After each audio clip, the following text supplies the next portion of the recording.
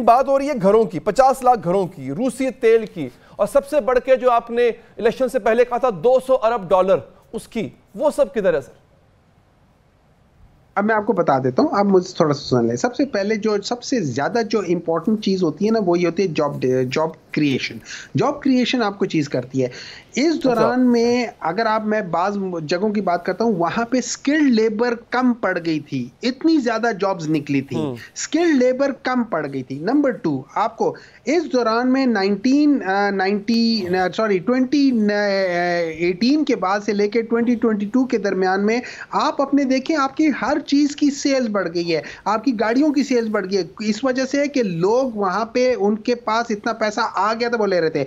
जब हम आए थे 2018 में, तो उस वक्त 7 से 8 लाख के करीब टैक्स पेयर थे। 2021 में 3 मिलियन थे। अच्छा, ट्रैक एंड ट्रेस के लिहाज से 2022 के मार्च में जो शौकत तरीन साहब ने यह बताया था कि तकरीबन 2.5 करोड़ बंदा ऐसा है जो कि ट्रैक एंड ट्रेस के लिहाज से वो टैक्स नेट के अंदर आ सकता है। अगर हम उनको लेकर आ जाते तो आपका ट्रिलियंस में, आपका कम से कम 12 से 14 ट्रिलियन के करीब आपका रेवेन्यू डायरेक्ट टैक्सेशन का। इस वक्त आपका जो टैक्सेशन है वो 90% या 80% जो है ना, इस वक्त एज वी स्पीक, इस दफा का जो इन लोगों ने बताया हुआ है, 2023 का जो इन्होंने बताया है, उसमें तकरीबन 90% आपका इनडायरेक्ट टैक्सेस है। अच्छा, आपने पेट्रोल की बात की है।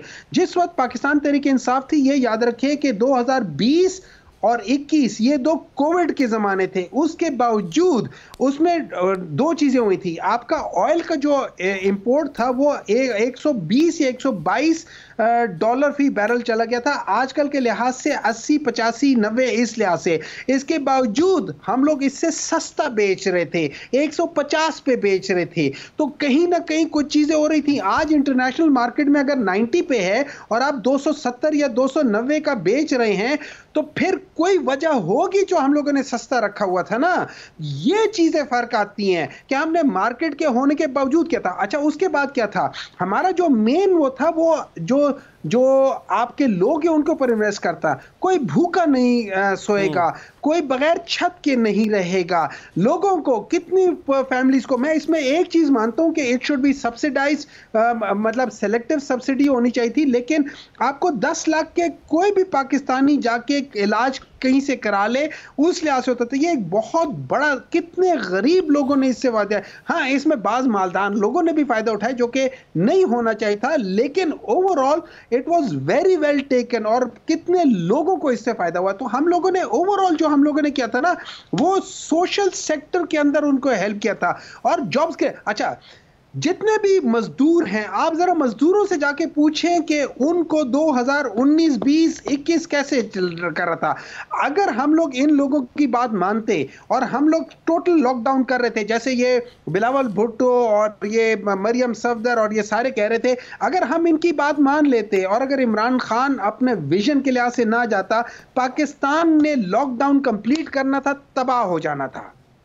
हम लोग बार बार बताते थे कि वो लंदन में फलानी स्टडी हो रही है, पाकिस्तान के अंदर 27 लाख बंदा मरेगा, दिन के लिहाज से मरेगा, 1 करोड़ बंदा मरेगा।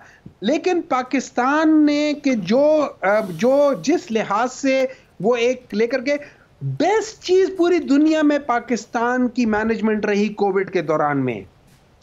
भाईजान, ये होती है स्टेटमेंटशिप।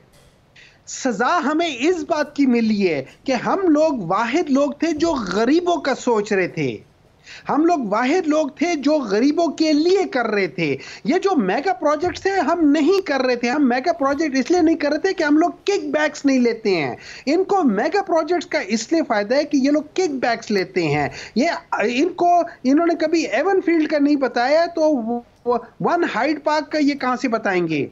वो तो ठीक है सर।